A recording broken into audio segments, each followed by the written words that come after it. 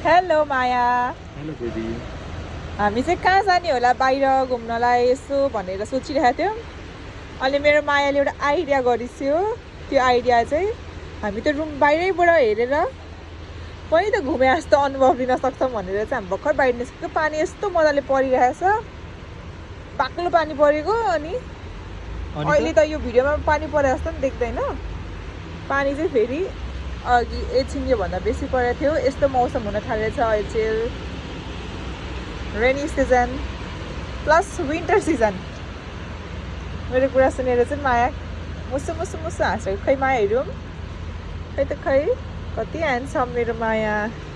र सबैजना रेनकोट अनिवार्य लिएर हिँड्नु होला, कि छाता भयो नि लिनु होला। 2 मिनटको लागि पानी पर्छ, 2 मिनटपछि फेरि ब्याक टु नर्मल जस्तो हुन्छ। नि फेरि केही समयपछि पानी पर्छ। यही हो अहिले न्युजिल्यान्डको मौसमको समाचार। हवस् त आजलाई यति नै। स्वच्छ रहनुहोला, व्यस्त रहनुहोला। शुभ दिन।